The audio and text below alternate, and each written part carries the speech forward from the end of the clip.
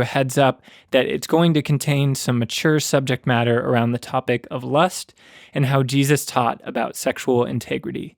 If this kind of discussion would not be beneficial or maybe not age appropriate to everyone you're listening with, then you might want to skip this one.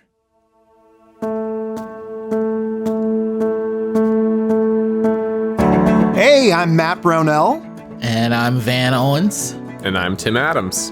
Welcome to Climbing the Mountain, where we dive into the scriptures and discuss themes, connections, and real-life application. We're kicking off a series here where we're going to examine the Sermon on the Mount and discuss implications for this teaching for Christians today.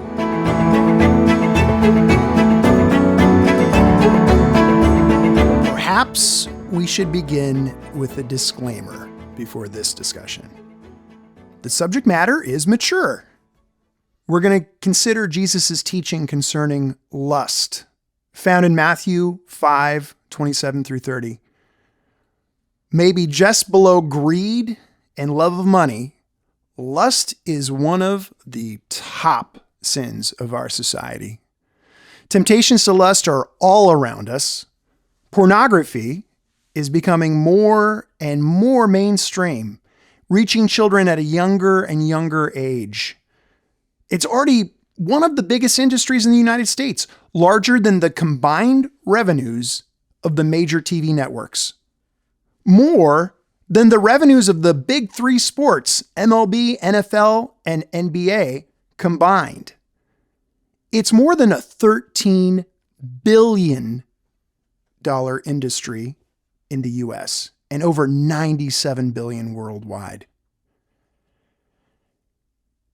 It's estimated that 12% of all content on the internet is pornographic, and that roughly $3,000 are spent on porn every second. A new porn movie is produced every 39 minutes. So any way you look at it, and I hope you don't, lust is a huge industry in the US and doesn't show any signs of slowing. Millions are addicted to it. And this is a sin that loves darkness too. With the rise of smartphones and 5G networks, porn is more convenient than ever. Gone are the embarrassing days of having to go somewhere public, like an X-rated theater. You can take porn anywhere. And people are so enslaved to it now that some are even watching it during the middle of the day at work. Porn is a huge issue that has impacted the lives of millions of people and continues to impact people, especially as they stay in darkness about it. So I'm very glad we're shedding light on lust. Let's begin by reading the text. And to remind us here, the context is Jesus is telling us that our righteousness needs to surpass that of the religious Pharisees. We need to get to the heart of the law, and here's part of how we do it. You have heard that it was said, "You shall not commit adultery." But I say to you that everyone who looks at a woman with lustful intent has already committed adultery with her in his heart. If your right eye causes you to sin, tear it out and throw it away. For it's better that you lose one of your members than your whole body be thrown into hell. And if your right hand causes you to sin, cut it off and throw it away. For it's better that you lose one of your members than your whole body go into hell. First off, despite that introduction, this scripture is not just about pornography. Jesus says that even if you look at anyone with lust in your heart, it's as bad as committing adultery. Someone walks down the street and you desire them, it's as bad as adultery. So I want to start with the perception that some have that, maybe lust isn't such a bad thing, right? Look but don't touch. I'm not doing any harm. What's the big problem? It's, actually probably good that I'm giving into lust and masturbating in private because it means I'm not acting on those thoughts in public and potentially hurting someone or freaking them out or whatever. But if we look at Jesus's words here, he doesn't think of lust the same way, does he? He calls out looking at someone with lustful intent. He calls out sinning with your eye and sinning with your hand. And he says that leads to hell. So first thing, we are presented with is a huge dissonance between what the world is telling us and what Jesus says. The world tells us that there's so many more important things to worry about, like war, famine, poverty, homelessness, water scarcity, natural resources, and habitat depletion, politics, you name it. It's not that these things aren't important too, but it's not what Jesus is saying when he's talking about lust. So are we making a mountain out of a molehill here, or is Jesus right about how serious lust is? If so, why do you think lust is so serious? Yeah, thanks for that introduction, Matt. It's an intense topic, but it's also a topic that we're very desensitized to in a lot of ways because of how pervasive this is in our culture. So I'm glad that we get some time today to think about this together and kind of draw out what Jesus is talking about here. When you're asking this question of, is this really something that's serious? You mentioned that perspective of, well, as long as I'm not doing any harm to someone. I'd say that's a very common philosophy in our culture because we basically we have this mentality, we can do whatever we want, and you can't tell me what's right. And so as long as my actions don't affect other people is the idea, then it's all fine. It's all fine and good. And what I find interesting is how when Jesus says that lust is like adultery, that he's connecting our thought life with our actions. Yeah. And in Mark 7, verse 20 through 23, Jesus is talking about what makes a person unclean. And he says what comes out of a person is what defiles them. And says, for it is from within, out of a person's heart, that evil thoughts come. So he says evil thoughts, but then a bunch of the things that come after that are like things I'd consider more deeds. He says sexual immorality, he says theft, he says murder, adultery, etc. So he says all those evils come from inside and defile a person. So I think in a nutshell, lust is very serious, like Jesus is saying, because it's determining what's going on in our thought life, and our thought life is inseparable from our actions. I really like that connection you made in Mark. And there's another, it's in the synoptics, so you see it a couple times, but, what goes into your heart, because this is a heart issue. That's something that God sees, and then it comes back out in all of these other things. So, when we're lusting, we're playing with fire right there. Yeah, I think that I appreciate what you said as well, Tim, because when you think of lust, when you think of even some of these other sins that we've discussed, the anger and the hatred, it's virulent. It's like a virus. And, having come out of this time of COVID, the whole world was afraid of something that we couldn't see. Right? That's really and there was all kinds of controversy about wearing masks and not wearing masks, and people who wore masks were at war with people who refused to wear masks, and all over something that with our naked eyes we cannot see, all over something that for perhaps most of the history of the human race we didn't even know was there. But it's something that was the topic of every news conversation, and it was treated very seriously. This is something that could kill you and a lot of other people. We understand that. We understand the context of that. We understand a virus. And I think that Jesus' extreme words here, I think they're genius. They capture that this is virulent. This is something that's a virus that can get into your heart. And I love the way that these passages that we're talking about go straight from the heart to what the impact is, to what the action is, to what the thing that actually causes the damage that we can see. And I believe that Jesus uses this kind of extreme language because he knows how we are. He knows that we rationalize things away, that it's very easy for us to take something that we know either innately in your heart or that you've heard from what you've been taught or what you've observed is bad for you. It's very easy for us to jump from, well, is it really that bad? And once we get to, is it really that bad? That's a short jump to, well, it's actually okay. And it's a short jump from okay to, this is actually pretty good. And it's a short jump from pretty good to, oh, this is necessary. Yeah. And we can make those jumps very quickly in our minds.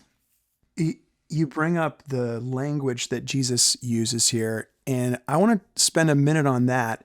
But as I was studying for this and for some of the podcasts we're going to be doing, I came across something very interesting in how the religious people of that time viewed adultery and viewed lust. They very, very similarly to Jesus categorized it as something that was on par with adultery because it was an internal thing. But the only difference was that they didn't connect it with eternal consequences like Jesus does here. They had, they had a law and what happens if you commit adultery, and they deal with that, and that was very serious. But when you're looking at someone lustfully, that's wrong. That's immoral. But what Jesus does here is connect it with hell, which is very serious. I think we put a premium on taking Jesus at his word. In this case, though, I just want to ask, should we really take him literally? For instance, if we pluck out our left eye, don't we still have a right eye with which to lust? All it seems we've done is maim ourselves. If we're not to take him literally, what is the point he's making? Well, I think that this is pretty clearly, to me, not a passage that you should take literally. And I think it's pretty clear that there are not many people who would take this passage seriously. I don't see a lot of one-eyed, one-handed religious people. Oh, maybe some pirates.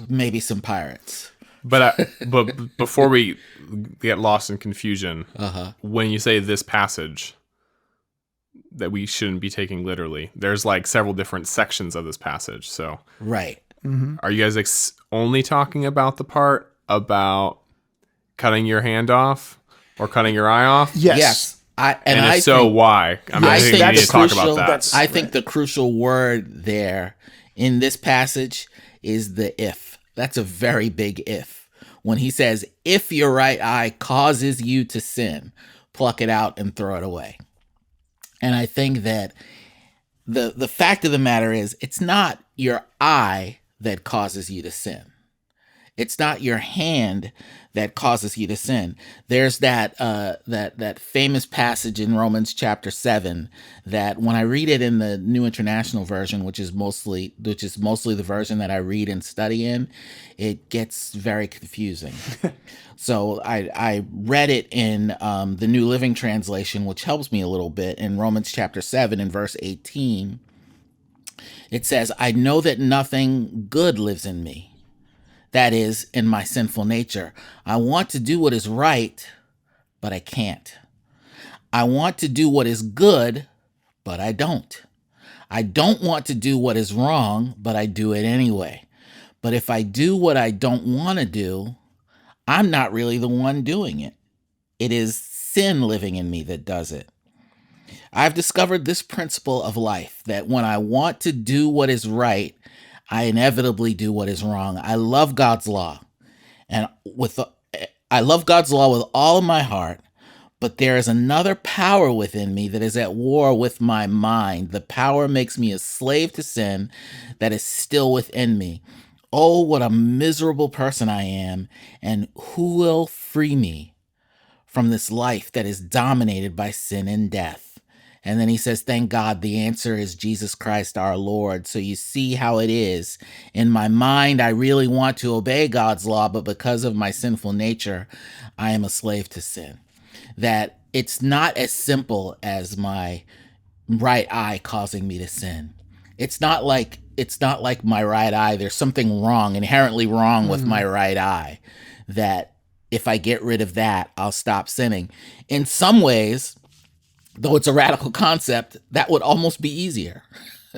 That if it were a problem with my eyes, then I could just get something done to my eyes. But it's not a problem with my eyes. It's deeper than that, and it's more intricate than that, and it's more involved in that, and it requires not just my being aware of it, but it requires me involving Jesus and the work of the Holy Spirit to even identify it sometimes, but certainly to deal with it. Yeah, what you just said reminded me of blessed are the poor in spirit, because there are a lot of people that are poor that are not poor in spirit, that are still consumed with, I want more. And it's the same kind of thing. It's a heart issue, like what you were saying, Tim, right? And I think the words that, I don't think Jesus wants us to literally chop our hands off or gouge our eyes out, but I think he's saying such extreme language because the point he's making is this will lead you to hell. Exactly. And so it's almost like if you imagine like an animal that's trapped, like it got caught in a trap, it will do whatever it needs to do to get itself out. It'll even gnaw its own leg off to get out of there because otherwise it'll die. Mm-hmm. And that's the visual I have when I read this. I think, oh my gosh, I have to take this so seriously. I have to make every effort because otherwise this will send me to hell. Yeah. And I think we have to kind of circle back there and maybe make it more explicit of why is our thought life so important? Our thought life and our actions, I made the claim that they're connected, but in what ways are they? Because if that's not a really strong connection, then I would say Jesus is being too harsh. Mm-hmm. But if that connection is really intricate and we can see that clearly in a bunch of different cases, then what Jesus is saying makes tons of sense because, you're going to want to start the transformation of a person. You want to complete the transformation of a person at the root of the thing instead of in the symptoms that you're seeing on the surface. That's a great point too. You want to, instead of hacking at branches, you want to get to the root. That's right. What are your thoughts on that? So there's kind of two different things that I think about. And one is something that, Matt, you and I are actually talking about a little bit ago off whatever we're doing right now. Anyways, we were talking about this idea that my heart is revealed when I go through this thought exercise of what would I do if I had no consequences. And if I had the ability to act on all of my desires without anything bad actually happening to me, what would I carry out? And the reason why that feels relevant to this is that I think we can all wrestle with sinful thoughts, whether that's lust or it's greed or it's whatever. But often we don't have the capability or the power to actually act on those things in our lives.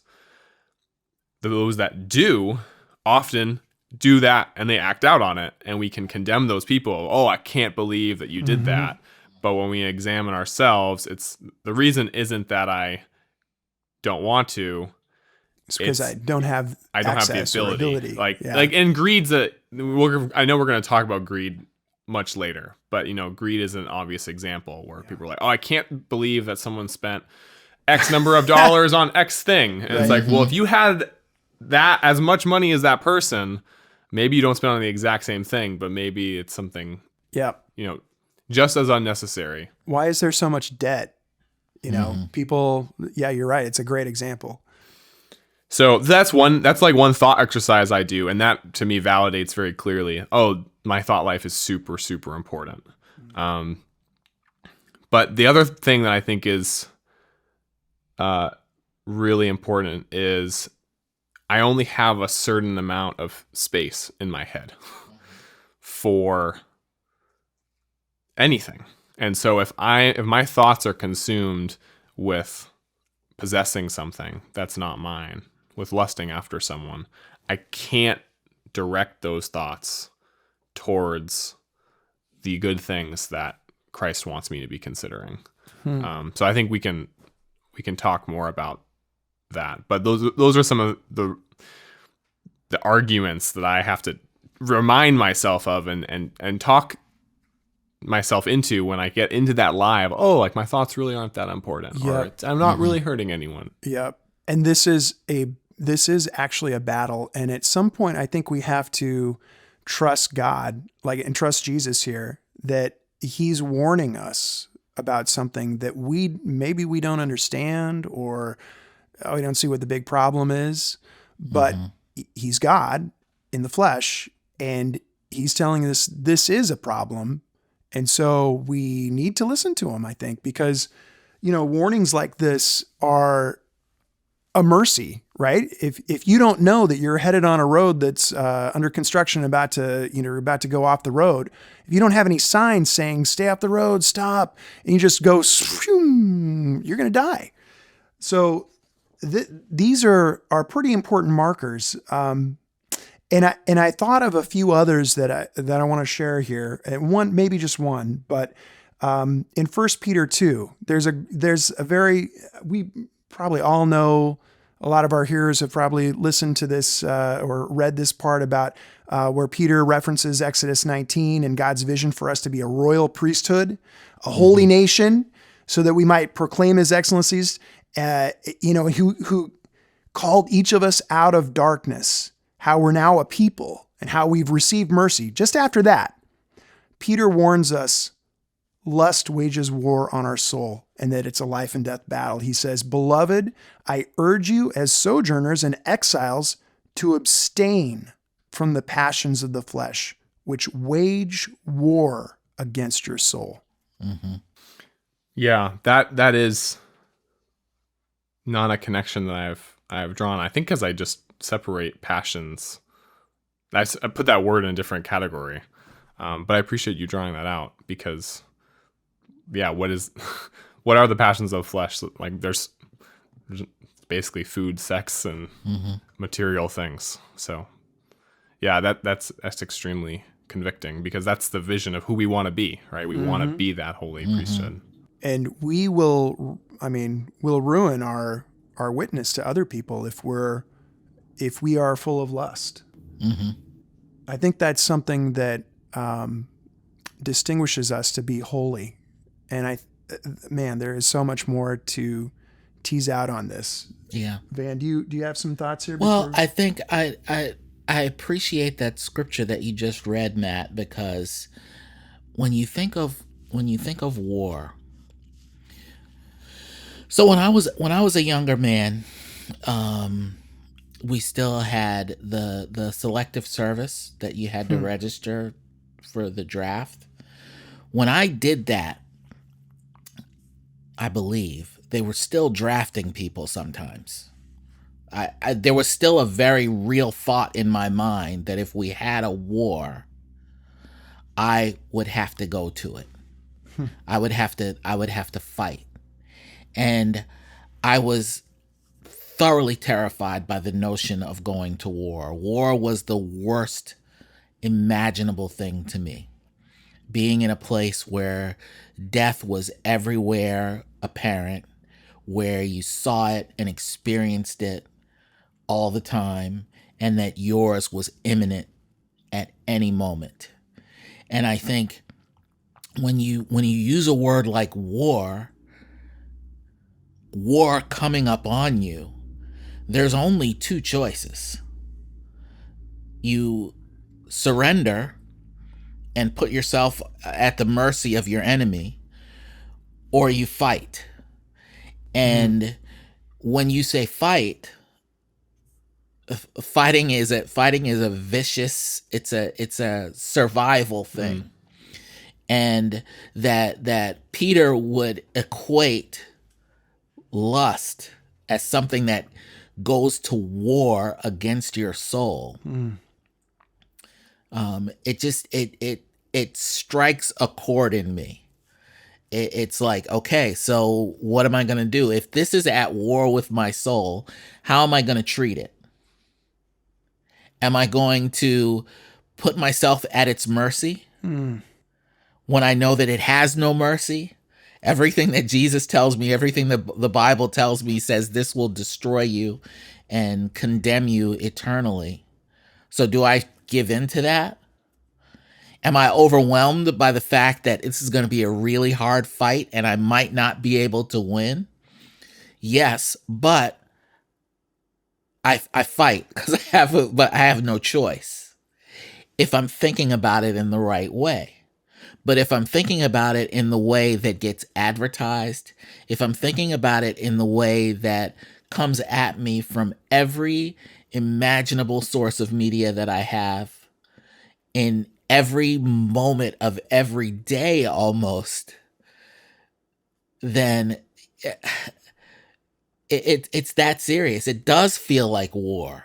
As soon as you're aware of it, and as soon as you let yourself think about it. This is the thing that came to me while I was studying for this talk, is that as soon as I let myself think about it, it's like the veil is drawn away from my eyes, and I can see that it's war. I can see that it's everywhere, and I can see that I have to fight for my own survival so that I can fight for the survival of the people who are around me, so I can fight for the survival of everyone. Because if we don't, then we're done.